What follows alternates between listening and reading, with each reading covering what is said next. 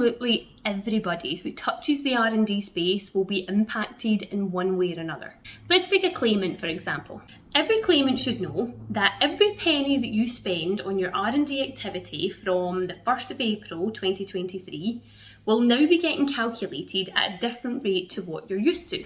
Now, what that basically means is if you're spending the same amount of money on your R&D activities now as you did last year, well, chances are your claims moving forward are either going to be significantly lower or higher. Again, my advice is talk to a specialist or a professional about which pot you'll fall into. Now let's take tax specialists. So these are the R&D providers. Now, a credible R&D specialist will already be writing technical reports, all right? They should already be poking you and prodding you from different directions to be getting the most out of your claim journey.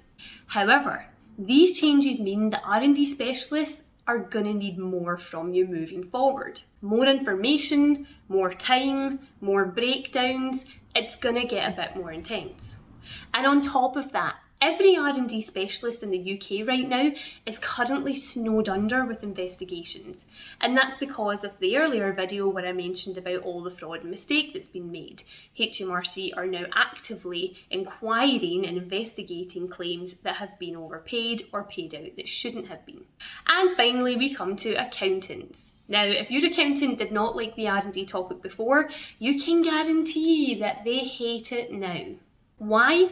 Because it's more complicated than ever now, which makes it really difficult for a run-of-the-mill accountant to implement the changes and even explain them to their clients. Because first of all, they now have to write up technical reports. Absolutely not their strong point.